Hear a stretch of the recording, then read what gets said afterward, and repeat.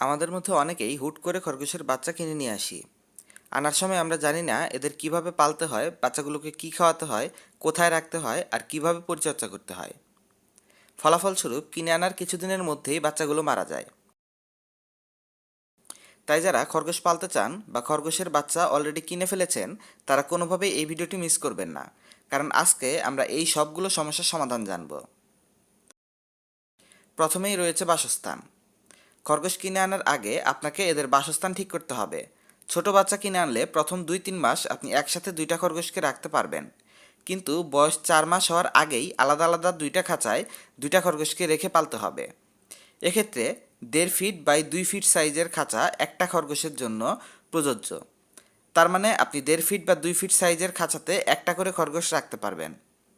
সহজ কথা হলো, আপনি যদি খরগোশ পালতে চান তবে হয় আপনাকে 2 ফুট বাই 1.5 ফুট সাইজের দুইটা খাঁচা কিনতে হবে, নয়তো পার্মানেন্টলি এদের জন্য কোনো বাসস্থান তৈরি করে তারপর কি পালতে হবে খরগোশ। তবে খরগোশ কিনে এনে সারাদিন খাঁচায় আটকে রাখলে তারা সুস্থ থাকবে না। কিছুদিনের মধ্যে দেখতে পাবেন খরগোশগুলো ধীরে ধীরে দুর্বল হয়ে যাচ্ছে। প্রতিদিন কমপক্ষে 2-3 ঘন্টা এদেরকে দৌড়াদৌড়ি করার ও খেলাধুলা করার সময় দিতে হবে। তবে যদি আপনি ওদের বাসস্থানটা বড় করে তৈরি করেন, সেক্ষেত্রে আর আলাদাভাবে ছাড়ার প্রয়োজন হবে না। বাসস্থানটা যদি 5 ফিট বাই 3 ফিট সাইজের মতো জায়গা হয়, সেক্ষেত্রে আর ছাড়ার প্রয়োজন হবে না, সেক্ষেত্রে ওরা ওই জায়গাটাতেই নাড়াচাড়া করতে পারবে। দ্বিতীয়ত, অতিরিক্ত পরিমাণে হাত দেওয়া যাবে না এবং সারাদিন কোলে নিয়ে বসে থাকার চিন্তা করা যাবে না। খরগোশকে তার ন্যাচারাল স্বভাব মতো চলতে দিন, তবে আপনিও ভালো থাকবেন আর খরগোশগুলোও ভালো থাকবে। খরগোশের প্রাকৃতিক স্বভাব দেখে আপনিও মজা পাবেন, আর বেশি আহ্লাদ করতে গেলে, ছোটোবেলায় বেশি হাতাহাতি করতে গেলে বাচ্চাগুলো মারা যাবে। দ্বিতীয়ত রয়েছে কোথায় রাখবেন। খরগোশকে আপনি হাঁস, মুরগি, কবুতর এগুলোর মতো দুয়ারে ছেড়ে পালতে পারবেন না।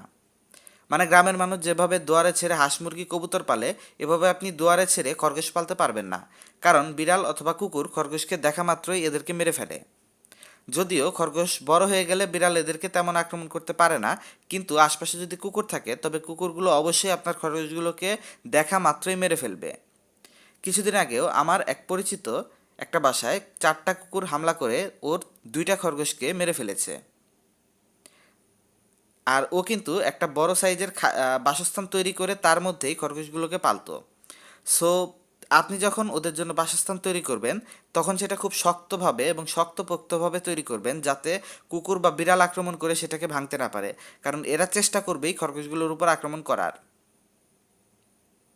খরগোশকে আপনি যদি বদ্ধ পরিবেশে রাখেন, বা আপনি যদি খরগোশের বাসস্থানটা এমন কোনোভাবে তৈরি করেন যে তার মধ্যে আলো বাতাসের চলাচল করে না, মানে আপনি সরাসরি সামনে থেকে আপনার খরগোশটাকে দেখতে পাচ্ছেন না, একটা নেট দিয়ে আপনি সেপারেট করে দিতে, মানে একটা নেট দিয়ে ঘরের সামনের অংশটা দিতে পারেন, যাতে করে আপনি সামনে থেকে দেখতে পারেন এবং পর্যাপ্ত মাত্রায় বাতাস চলাচল করতে পারে। এটা আপনাকে 100% নিশ্চিতভাবে নিশ্চিত করতেই হবে, এর দ্বিতীয় কোনো বিকল্প নেই। আপনি যদি খরগোশকে বদ্ধ পরিবেশে রাখেন বা ফলের ক্যারেট অথবা কাঠের বাক্স অথবা কোনো ঝুড়ি টুরি জাতীয় জিনিসের মধ্যে রাখেন, যেখানে প্রপারলি গিয়ে বাতাস চলাচল করে না বা একটু বদ্ধ পরিবেশ, এরকম হলে কিন্তু খরগোশের শরীরে প্রচণ্ড দুর্গন্ধ হবে এবং ওদের শরীরে একটা সময় আপনি দেখবেন যে মাইটস হচ্ছে, পায়ের লোম পড়ে যাচ্ছে, শরীরে ঘা হচ্ছে, এবং এগুলো হয়ে আপনার খরগোশগুলো একটা সময় মরে যাবে। এসব কারণে খরগোশ পালতে হলে এদেরকে হয় আপনার কাছে একটা খাঁচা থাকতে হবে এবং সেই খাঁচাটায় রেখে পালতে হবে, আর দ্বিতীয়ত, যদি খাঁচায় না পেলে আপনি আলাদা বাসস্থান তৈরি করতে চান, তবে বাসস্থানটা খোলামেলা পরিবেশ দিয়ে তৈরি করতে হবে, সামনে লোহার নেট দিয়ে তৈরি করতে হবে, যাতে করে বাইরের বাতাসটা ওদের ঘরের ভেতরে চলাচল করতে পারে। তা না হলে প্রচণ্ড গন্ধ হবে এবং একটা সময় আপনার খরগোশগুলো রোগে আক্রান্ত হয়ে মরে যাবে। আবার অনেকেই আছে মনে করে খরগোশ তো জঙ্গলে যখন থাকে তারা তো মাটিতে গর্ত করে থাকে, তো আমিও খরগোশকে এমন একটা ঘর তৈরি করে দিই যেখানে মাটিতে গর্ত করে খরগোশগুলো থাকুক। এটা আপনি করতে পারবেন না পোষা খরগোশের ক্ষেত্রে, কারণ এটার পেছনে অনেকগুলো সমস্যা রয়েছে। যদি আপনি এদেরকে মাটির মধ্যে রাখতে চান, সেক্ষেত্রে গর্তের মধ্যে মাটি, মানে আপনি যে গর্তটার মধ্যে খরগোশগুলো থাকবে বা তারা যে গর্তটা করবে, সেটার ভেতরে বৃষ্টির পানি ঢুকে বাচ্চা মরে যেতে পারে বা খরগোশও মরে যেতে পারে।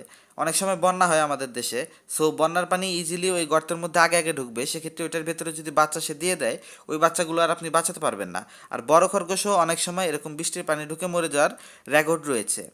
দ্বিতীয় সমস্যা হচ্ছে সাপ অথবা বেজি জাতীয় প্রাণীগুলো যদি কোনোভাবে খরগোশের গর্তে ঢুকে ফেলে, সেক্ষেত্রে ওরা কিন্তু খরগোশকে মেরে ফেলবে, আর আপনি জানবেনও না যে আপনার খরগোশটার কী হয়েছে বা তাকে কে আক্রমণ করলো বা কিভাবে মারা গেল এগুলো সম্পর্কে আপনি কিছুই জানতে পারবেন না, আপনি আপনার খরগোশটিকে খুঁজেই পাবেন না।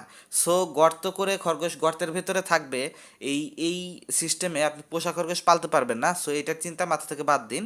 আপনি যদি খরগোশের বাসস্থান তৈরি করেন সেক্ষেত্রে নিচে ঢালাই করে দেবেন অথবা এমনভাবে ইট বিছিয়ে দেবেন যে ওরা যেন ওখানে গর্ত তৈরি করতে না পারে। খরগোশের বাচ্চা পালনের তৃতীয় পদক্ষেপটি হলো খাবার দাবার। মানে আপনি খরগোশের বাচ্চাকে কী খাওয়াবেন। আমি আমার প্রতিটা খরগোশের ভিডিওতেই বলার চেষ্টা করি খরগোশের সঠিক খাদ্য তালিকা হলো 70% ঘাস, 20% শাকসবজি এবং 10% গমের ভুসি বা পিলেট। মানে 100 গ্রাম খাবার যদি খাওয়ান বা দিনে যদি 1 কেজি খাবার খাওয়ান সেক্ষেত্রে 1 কেজি খাবারের 700 গ্রাম হবে শুধু ঘাস, 200 গ্রাম হবে বিভিন্ন শাকসবজি, গাজর টাজর এইগুলো, মানে 100 গ্রাম হবে গমের ভুসি অথবা পিলেট। সো 1 কেজির কথাটা আমি বললাম, 1 কেজি খাবার তো আর একটা খরগোশ দিনে খাবে না। সো 1 কেজি যদি আপনি আপনার কাছে 7-8টা খরগোশ থাকে তারা যদি 1 কেজি খাবার খায় তবে এরকম ফর্মুলেশনে খাবারটা তৈরি করতে হবে। একটা খরগোশের জন্য আপনি আপনার মতো করে ভাগ করে ওই খাবারটা দিবেন। তবে সমস্যা হচ্ছে আমাদের শহরের বাসাবাড়ি যাদের, তারা কিন্তু এই ঘাস সংগ্রহ করতে পারি না, বা ঘাসের খড় বা হে যেটাকে বলে, যেটা সারা দুনিয়াব্যাপী খরগোশকে খাওয়ানো হয় ওদের খাবার হিসেবে, এটাও আমাদের শহরাঞ্চলে খুব বেশি অ্যাভেলেবল নয় এবং এটা খুঁজে পাওয়া বেশ কঠিন হয়ে গেছে বর্তমানে। সো এক্ষেত্রে আপনাদের যাদের ঘাস সংগ্রহ করা সম্ভব নয় তারা কি করবেন, মানে মন্দের ভালো হিসেবে আপনি কি করতে পারেন, এবার আমরা এটা একটু জেনে রাখি। যদি চিন্তা করেন যে শুধু ঘাস ছাড়া আর কিছু খাওয়ানো যাবে না, আর ঘাস যদি না পান তবে তো আপনি না খাইয়ে তাদের রাখতে পারবেন না। সেক্ষেত্রে আপনি কী করতে পারেন এবার এটুকু জানবো আমরা। আপনি যদি একেবারেই ঘাস ইউজ করতে না পারেন তবে কলমি শাক, শশা, গাজর, গমের ভুসি, এই 4টা খাবার দিয়ে ওদের খাবারের মেনুটা কন্ট্রোল করার চেষ্টা করুন। এক্ষেত্রে আপনি কলমি শাকটা বেশি পরিমাণে দিতে পারেন, যদিও বেশিরভাগ মানুষ আমার সাথে এই কথাটাতে সম্মত হবেন না, কারণ কলমি শাক দিলেও খরগোশের প্রবলেম হয় বা এটাও 100% খরগোশের জন্য সেফ না। কিন্তু এটার কোনো দ্বিতীয় বিকল্প আমি দেখছি না, কারণ বাজারে সারা বছর পাওয়া যায় এরকম শাক একটাই, সেটা হলো কলমি শাক। তাছাড়া আপনি ডাঁটা শাক বলেন, গাজর বলেন বা মূলা শাক বলেন বা যেটাই বলেন, আপনি কোনোটাই সারা বছর বাজারে খুঁজে পাবেন না। আর ঘাস যারা সংগ্রহ করতে পারছেন না তাদের বিকল্প হিসেবে কলমি শাকের কাছে আসতেই হবে। সো আমি কিন্তু এটা প্রেফার করছি না, আমি বলছি মন্দের ভালো আপনি খরগোশকে না খাইয়ে না রেখে ওদেরকে এটা খাওয়ান। সো এক্ষেত্রে আপনি কি কি দিয়ে কাজ চালাতে পারেন আমি এটা আরও ডিটেলসে আপনাদের সাথে বলার চেষ্টা করছি। যদি ঘাস সংগ্রহ করতে না পারেন তবে এগুলো দিবেন।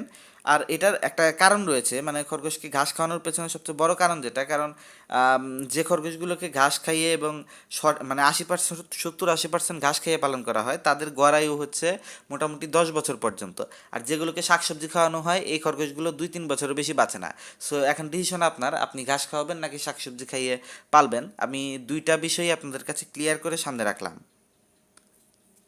সো এবার আমরা কিছু খাবার সম্পর্কে জানি যেগুলো হচ্ছে গিয়ে নর্মালি খরগোশকে খাওয়ানো যায়, হয়তো 100% সেফ নয় বা ফুললি এগুলো খরগোশের ডায়েট নয়, কিন্তু এগুলো খরগোশকে খাওয়ানো যায়। সো এই খাবারগুলো কী কী, এগুলো হচ্ছে কলমি শাক, শশা, গাজর, ডাঁটা শাক, সরিষা শাক, হেলেঞ্চা শাক, গমের ভুসি, এইগুলো। সো আপনি এগুলো মিক্স করে খরগোশকে রেগুলার খাবারটা খাওয়ানোর চেষ্টা করবেন যদি আপনি ঘাস সংগ্রহ করতে না পারেন। আর আরও কিছু খাবার অল্প স্বল্প পরিমাণে খরগোশকে খাওয়ানো যায়, মানে এগুলো খরগোশের মেইন খাবার নয়, একটু একটু করে খাওয়ানো যায়। সো এই খাবারগুলো কি এটাও আমি বলে দিচ্ছি। এগুলোর মধ্যে রয়েছে মূলা শাক, একটু একটু আম পাতা খাওয়ানো যায়, একটু একটু জামরুলের পাতা খাওয়ানো যায়, আবার কলার খোসা, তারপর তরমুজের খোসা, এগুলো অল্প স্বল্প খাওয়ানো যায়। মানে আপনি একদিনে যদি আপনার খরগোশকে 100 গ্রাম খাবার খাওয়ান সেক্ষেত্রে 10-20 গ্রাম, 30 গ্রাম পর্যন্ত এইগুলো মিক্স করে খাওয়াতে পারবেন। কিন্তু বাকিটুকু আপনার ওই কলমি শাক, ঘাস, গাজর, এইগুলোর, শশা, এগুলোর মধ্য থেকেই আপনাকে ব্যবস্থা করতে হবে। সো এবারে 4 নম্বর অপশনটিতে চলে যায়, এটা হলো সাপ্তাহিক পরিচর্যা কী। সো সাপ্তাহিকভাবে খরগোশের বাচ্চা কেনার পর থেকে এদের সুস্থ সবল রাখতে কিছু আলাদা পরিচর্যার প্রয়োজন পড়ে। যেমন ধরুন সপ্তাহে 1-2 দিন বা 2 দিন থেকে 3 দিন পর্যন্ত খরগোশগুলোকে মুছে দেয়া। সো আপনি জানেন যে খরগোশকে গোসল করানোর নিয়ম নেই, কারণ গোসল করালে ওদের কানে যদি পানি চলে যায় সেক্ষেত্রে খরগোশগুলো মারা যায়। সো এক্ষেত্রে আপনাকে মুছে দিতে হবে, আর সপ্তাহে অন্তত 2-3 দিন মুছে দেবেন। এটা যদি না দেন তাহলে খরগোশের শরীর থেকে দুর্গন্ধ বের হবে। আর ঠিকমতো মুছে টুছে না দিলে ওদের মাইটস হয়ে যায় এবং শরীরে পোকামাকড় ধরে। সো এটা আপনি অবশ্যই আপনাকে মুছে দিতেই হবে, এটার কোনো দ্বিতীয় বিকল্প নেই। সো এই ছিল আজকের ভিডিওটি যদি আপনার কাছে এতটুকু উপকারী মনে হয় চ্যানেলটাকে সাবস্ক্রাইব করবেন, কারণ খরগোশ পালন নিয়ে এরকম দরকারি ভিডিও আমরা রেগুলার আপলোড করি। ধন্যবাদ পুরো ভিডিওটিতে সাথে থাকার জন্য।